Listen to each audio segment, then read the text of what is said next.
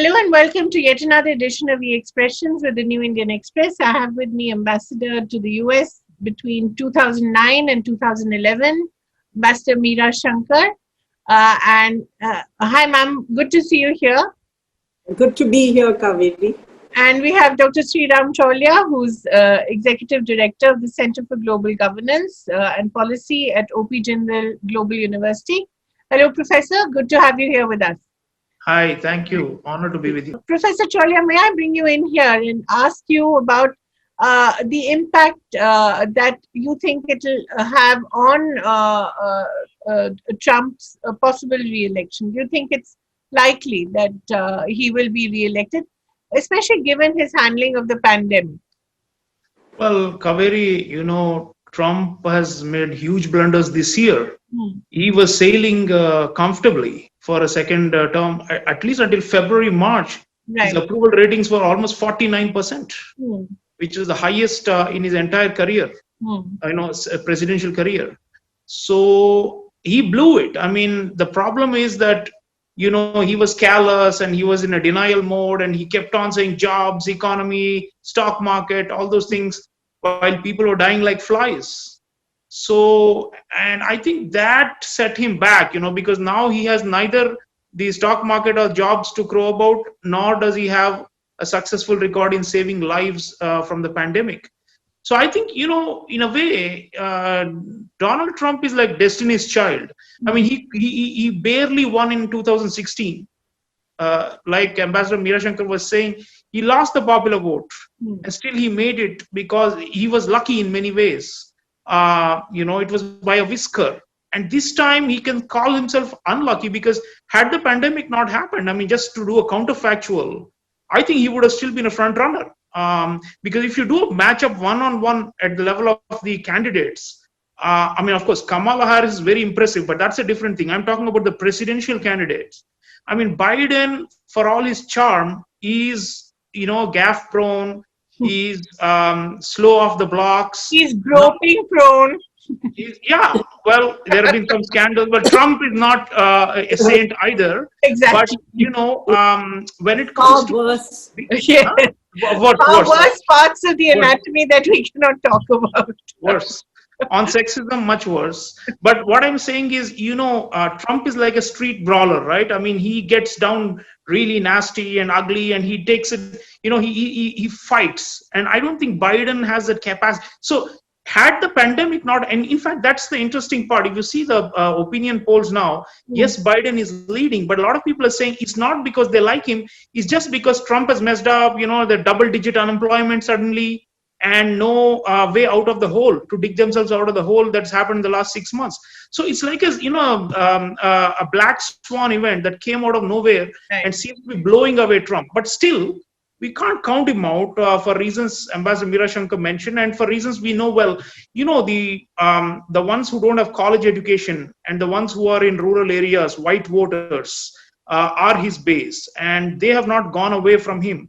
So it's a question of independence here and there, and Trump is still counting on some kind of a modest rebound in the economy in the next 3 months, which he can then take to November 3rd, saying, look, I'm overseeing a recovery, and in a 6 months we'll be back to the boom years until early 2020 before the pandemic. So he's like going to be trying to sell that, and he will be very aggressive. He'll use race a lot. He'll use immigration a lot. He's going to use a lot of China bashing, which we don't mind. But Biden's China criticism probably is better because it's more systematic and sophisticated. But for Trump, it's going to be like, all kid gloves are off now, so that sense it's raw, and he's going to try and play on emotions more viscerally, and I think he will try to use the majoritarian sentiment against Harris also, because the fact that she's vice president, could become president, can repel some white voters, including some right of center white voters, So he's going to use all those things. But if you are a rational voter and you look at the state of the comatose economy and the massive deaths and infections, obviously you'll go for Biden. So I think if you vote with head then a lot of people, including white people, are going to vote for Biden. So if there was an election today, I think surely Democrats are going to win. But 3 months is like a lifetime in politics, and you never know. There people talk in American election history about October surprise. Trump has been rather isolationist and has avoided interventions around the world. But what if he is in desperation launches a strike against China or Iran and tries to rally people around the flag and around the presidency? Anything can happen. So I think Trump is desperate, and He's when a already populist been, is desperate, anything can happen. What Not about to, the deal with yes, sorry, Master Shankar, what was not to mention the postal ballots. yes, yes. Yeah, of course they'll look to tamper, and I mean it's going to be ugly. It's Yeah, going to be deep. ugly, and it's going to be like, and who knows, people say that Trump, if he's defeated, he won't even accept the verdict, and he remains in office as per the American system even after losing for nearly 2 months. There is a transition to a new administration, and Trump remains kind of a lame duck president. So anything can happen. I mean, I'll only say that this is not a normal time. This is a Great Depression. America is in a Great Depression. There could be war. There could be some kind of version to fascism. There could be more racial violence and riots on the streets. It's like a cauldron right now. So somehow the decency and the softness and the sophistication and elite approach of Biden Harris ticket may not work when people are so desperate and angry and they're looking to channel their negative energies. So don't count out Trump, but I would still say he is not the favorite. Professor Cholia, may I just bring you in here quickly and talk about the rise of the Indian American voter as, of course, a consequence of the rise of the Indian American community as well. As Ambassador Shankar mentioned, the liberalization and I think the increasing prominence of Indian Americans across corporate America, cultural America, that has also played a key role. What do you think of the Indian American voter in these elections? Well, traditionally they have leaned heavily Democratic, and I think almost 3/4 of them voted for Hillary Clinton last time in 2016. Right.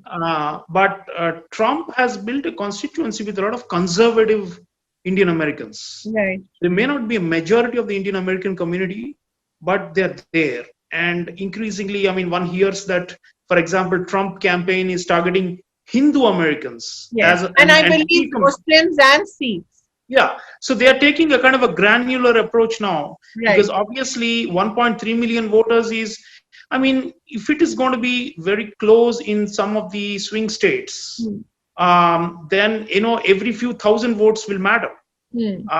So I think both parties are going to vie for them. And especially in Michigan, Pennsylvania, Florida, Texas, Ohio, the places where there could be, it's like touch and go.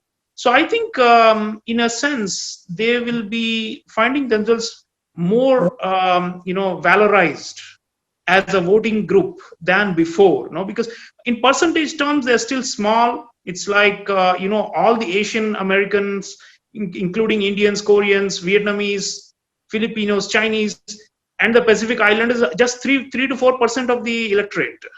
I mean, compared to the African Americans, which is 12%, Hispanics, another 12 to 13%, they're much smaller group. But, where the margins are small, they could be handy. So I think they're going to be a lot of efforts to get them on either side.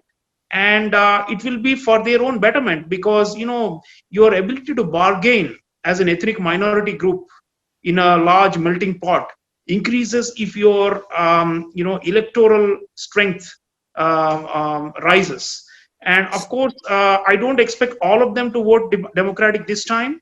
The polls still suggest that many of them will go with the Biden-Harris campaign. Kamala Harris may be an added attraction, may wean away some centrist Indian Americans to the Democrats. But I think there is also a fervent, and you see, if you go down south, Texas, Arizona, Florida, these states, Georgia, you find a lot of Indian Americans who are in the oil and gas sector, for example, who benefited from Trump's campaign, from Trump's policies of the last 4 years. So it's all, fossil fuels and, forget the environment. So deregulation, tax, breaks, all these things help them. So they're mobilizing, and some of them could be big donors also. So it's not only the votes, it's also the money, and there's like a frantic race to raise more and more funds in the next 2.5 months. So and there will be the super PACs and all these things through which the parties generate huge wealth for campaigning. So all those things will matter. So I think Indian Americans are sitting pretty. I don't think, the H-1B and all those did not apply to them because this was for fresh people off the boat coming from India, right? These are American citizens now, naturalized citizens who have the vote there. So Trump did not, go after them very much. I mean, there was this whole anti-minority slant in many of his policies, but that was largely directed at immigrants from Latin America and against African Americans in the name of law and order. Mm-hmm. So Indian Americans have not really borne the brunt of any kind of like severe or harsh policies of Trump. So I think, and some of them because of the Modi-Trump bonhomie, some of them because of the perception that Trump is, stands against radical Islam, some of them because Trump seems to be, ready for a big dust up with China. Although, as I said, actually Trump is probably going to be has been less effective against China than a Biden administration would be. But perceptions matter, right? For lay voters, they are not foreign policy specialists. They see here is a president who is like, punching the Chinese in the eye, and calling them all kinds of names and, saying we will teach the Chinese a lesson and, we hold them accountable, China virus, this and that. So I think there is an element of Indian Americans who will go with Trump this time. Probably the Republicans will do better with Indian Americans than in any previous election. But that doesn't mean they're getting the majority of the Indian American votes.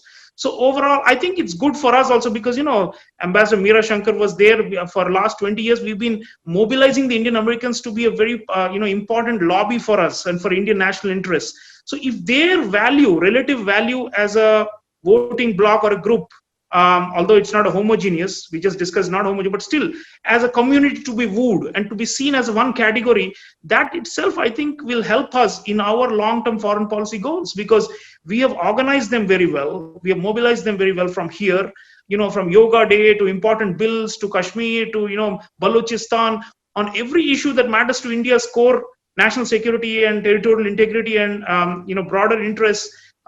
They are the ones who are like our frontline warriors there in America.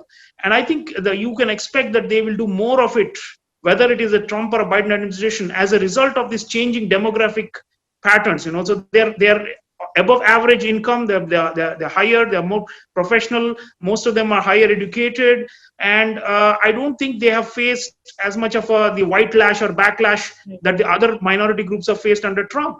So if you put all these together, I think they are looking at healthier days. I mean, their unemployment rate, by the way, of Indian Americans is not high compared to the rest of the Americans who've been hit hard by the pandemic, because they're mostly a lot of them in service sector, and they're working from home, online. A lot of them carrying on and earning their big bucks. So I think we can safely say, the ideal was always that our community in America should be as powerful, as influential as the Jewish lobby. I think we're going to get there, whether it is Trump or Biden, as a result of these underlying structural changes that are happening. Great.